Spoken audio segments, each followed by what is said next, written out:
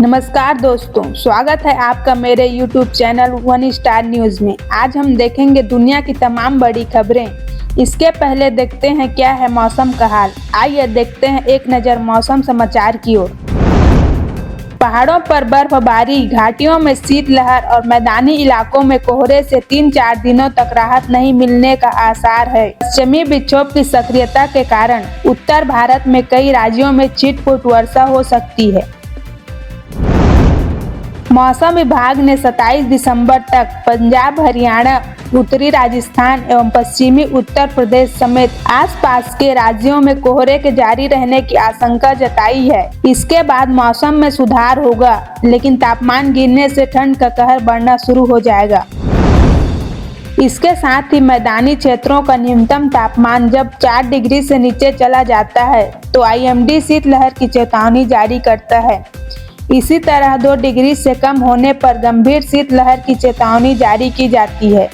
अभी पूर्वी हवाएं चल रही है, किंतु जल्द ही इसका रुख बदल सकता है, जिससे कोहरे से राहत तो मिल जाएगी, किंतु ठंड हवाएं जोर पकड़ सकती है।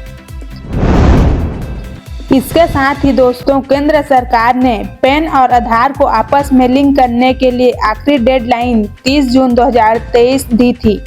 इसके बाद 1000 रुपये जुर्माना राशि भरकर लोग पैन और आधार को लिंक करा रहे हैं। आधार को पैन से लिंक कराना बेहद आवश्यक है, नहीं तो आप कई जरूरी काम नहीं कर पाएंगे। वहीं बड़े अमाउंट का ट्रांजैक्शन भी बैंक से नहीं किया जा सकता। सरकारी योजनाओं का फायदा भी बिना पैन आधार लिंक के नहीं उठा सकते हैं। अब अगली खबर दिल्ली NCR से निकल के आ रही है। यहाँ की हवा जहरीली होने के बाद सरकार अलर्ट मोड में आ गई है। GRAP3 लागू होने और AQI 400 के पार जाने के बाद अब दिल्ली NCR के स्कूलों में कक्षाएं ऑनलाइन की जा सकती है। बता दें कि इस समय दिल्ली की हवाएं एकदम शांत स्थिति में है और AQI लेवल लगातार बढ़ता ही जा रहा है। दिल्ली का AQI 450 के करीब दर्ज किया गया है। अब देखते हैं भारत और साउथ अफ्रीका के बीच 2 मैचों की टेस्ट सीरीज 26 दिसंबर से शुरू हो रही है। पहला टेस्ट मैच 26 दिसंबर से सेंचुरियन में खेला जाना है। वहीं दूसरा मुकाबला 3 जनवरी से केप टाउन में होना है। भारतीय टीम ने साउथ अफ्रीकी धरती पर अब तक टेस्ट सीरीज नहीं जीता है।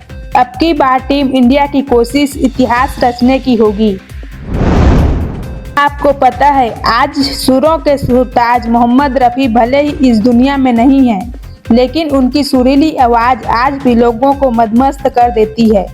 24 दिसंबर 1924 को जन्मे रफ़ी की 100वीं जन्मतिथि पर पंजाब में उनके जन्म स्थान पर 100 फीट ऊंची रफ़ी मीनार बनाई जा रही है। घरेलू कोयला आधारित बिजली उत्पादन अप्रैल-नवंबर वित्त वर्ष 2024 में 8.38% बढ़कर 779.1 बिलियन यूनिट हो गया है। एक आधिकारिक बयान में कहा गया, एक साल पहले की अवधि में घरेलू कोयला आधारित बिजली उत्पादन 718.83 BU था। कोयला मंत्रालय ने एक बयान में कहा कि समीक्षाधीन अवधि में भारत का बिजली उत्पादन 7.71% बढ़ा। तापमान में अभूतपूर्व वृद्धि, देश के उत्तरी क्षेत्र में मानसून में देरी और कोविड के बाद पूर्ण वाणिज्यिक गतिविधियों की बहाली के कारण इस अवधि के दौरान कुल कोयला आधारित बिजली उत्पादन में साल दर साल 11.19% की वृद्धि देखी गई। केंद्रीय प्रत्यक्ष कर बोर्ड ने वित्त वर्ष के लिए income tax return form ITR 1 और ITR 4 के लिए अधिसूचना जारी कर दी है। पिछले साल आयकर विभाग ने बजट 2023 के बाद ITR फॉर्म की नोटिफिकेशन जारी की थी। इस साल 3 महीने पहले ही इन्हें लेकर नोटिफिकेशन जारी कर दी है। देश में वित्त वर्ष 31 मार्च 2024 को समाप्त होता है। अरब सागर में इजराइल से संबंधित जहाज पर ड्रोन अटैक का केस अभी सुलझा भी नहीं है कि अब यमन के पास एक और जहाज को निशाना बनाया गया है।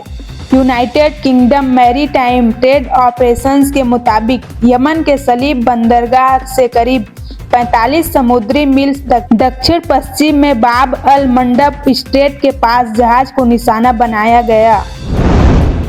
UKMTO के मुताबिक लाल सागर में आगे बढ़ रहे इस जहाज के नजदीक अनमैन्ड एरियल व्हीकल का जोरदार धमाका हुआ।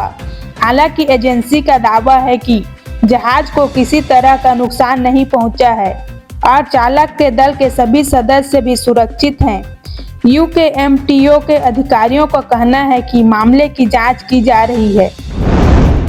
पीएम मोदी आज कोलकाता में होने वाले एक कार्यक्रम में शामिल हो सकते हैं, जहां 1 लाख लोग भागवत गीता का पाठ करेंगे।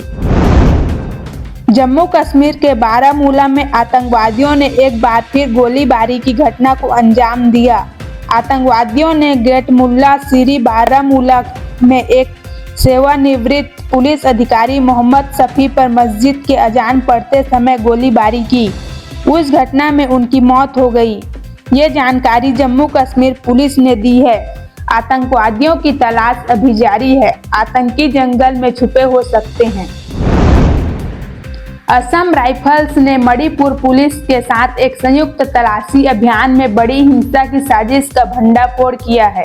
नोनी जिले के कोबरू रिज में बड़ी मात्रा में हथियार और गोला बारूद बरामद किए गए हैं।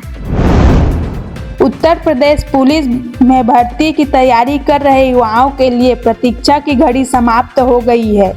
उन्हें नववर्ष पर स्वर्णिम अवसर मिलने जा रहा है। मुख्यमंत्री योगी आदित्यनाथ के निर्देश पर उत्तर प्रदेश पुलिस भर्ती एवं पदोन्नति बोर्ड ने आरक्षी नागरिक पुलिस के 60,244 पदों पर भर्ती 2023 की सूचना जारी कर दी है। दिल्ली में अब गैर राशन कार्डधारी भी सस्ता दाल आटा पा सकेंगे। केंद्रीय भंडार प्रबंधक व दिल्ली सरकार राशन डीलर्स संघ के बीच एक MOU साइन किया गया है।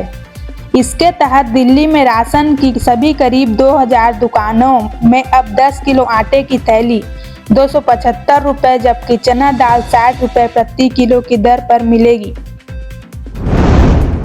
स्टेट बैंक ऑफ इंडिया की ओर से क्लर्क भर्ती प्रीलिम एग्जाम के लिए डेट्स की घोषणा कर दी गई है। SBI की ऑफिशियल वेबसाइट पर दी गई जानकारी के अनुसार SBI क्लर्क प्रीलिम एग्जाम का आयोजन 5, 6, 11 एवं 12 जनवरी 2024 को निर्धारित परीक्षा केंद्रों पर किया जाएगा।